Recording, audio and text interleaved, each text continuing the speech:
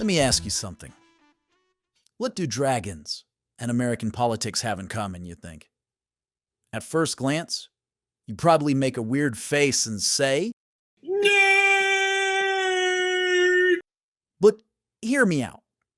Something has been knocking around in my head for weeks, and I just have to get it out there.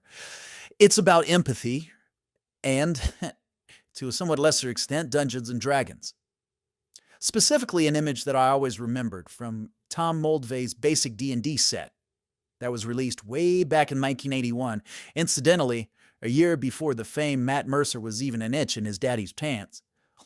Now, don't think I don't like Matt, because I do. I like Matt and the gang a lot, and The Legend of Vox Machina is an amazing show, and I highly recommend it. But moving on. This image that I'm about to put up is what I was referring to. As you can see, there are 3 breath weapon types shown here, but for the purposes of my video essay, I will be using only 2. The line and the cloud.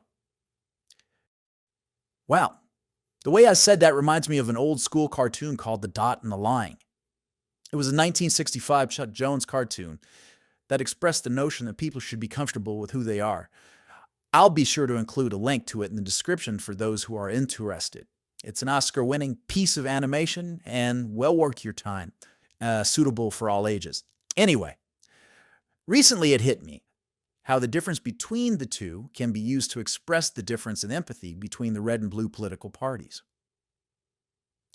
I do realize that people on the left think that those on the right have no empathy at all, but that's not quite true. And even those on the left, with their approach to empathy, that could probably also use an overhaul. Let's dive in. In Dungeons and Dragons, dragons have powerful breath weapons. Some shoot in a line, like the black dragon, focused, direct, surgical. Some breed in a cloud, like the green dragon, wide, inclusive, a bit chaotic. Believe it or not, this is exactly how America's 2 major political parties think about empathy. At least in my opinion. Follow me a bit. The Republican form of empathy is often intense but highly limited, like the line breath weapon I spoke about earlier. It strikes or helps only those directly in its path. It's not meant to cover everyone. It targets those considered part of the in-group. And increasingly, it uses a specific cultural identity, often tied to traditional, rural, or religious values.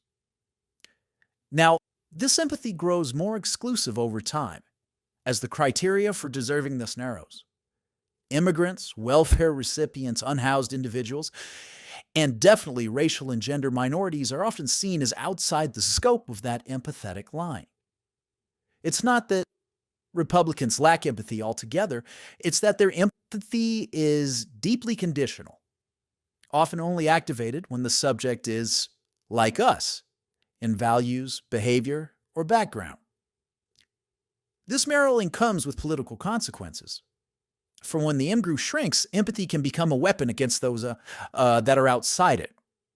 Policies rooted in punishment, austerity, or exclusion, such as cuts to social services or harsh immigration enforcement, aren't seen as cruel but as just, because the suffering falls outside the designated zone of empathy. Now, democratic empathy, by contrast, is shaped like a cloud. It's wide, dissolute, kind of messy. It seeks to touch everyone who might be vulnerable, not just those who ask for help or meet a checklist of worthiness. Democrats extend empathy across race, gender, class, sexual orientation, ability, immigration status, and more. Their breath weapon definitely envelops all. But there's a cost to this as well. This broad inclusivity, the more people and identities a movement seeks to include, the harder it becomes to maintain cohesion and clarity. A cloud is harder to aim than a line. Democratic coalitions can heal fracture, their messages diluted by competing interests, or their momentum flowed by sheer weight of inclusivity. When you try to care for everyone, it can be hard to mobilize anyone with urgency. In practical terms, this can lead to policy proposals that are ambitious but hard to pass, or rhetoric that tries to please too many groups at once and then ends up sounding vain or contradictory. While Republican empathy can calcify into cruelty, Democratic empathy can sometimes evaporate into indecision. So what does that tell us? These different expressions of empathy, one narrowing, one widening, fuel America's cultural and political divisions. Republicans accuse Democrats of being naive or wasteful and unable to settle boundaries. Democrats accuse Republicans of being callous or heartless, cutting people out of the social contract. Sadly, both critiques contain a kernel of truth.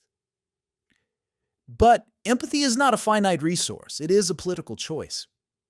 The metaphor of line versus cloud reminds us that how we define our circle of care shapes not just our policies, but our vision of what society should be. A world of lines leaves many in the cold. A world of clouds risks losing direction. Perhaps what's needed is a hybrid breath weapon, if you will.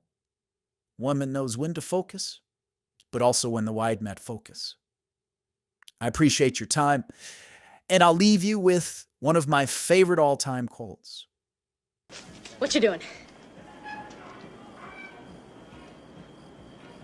Self-realization. I was thinking of the immortal words of Socrates, who said,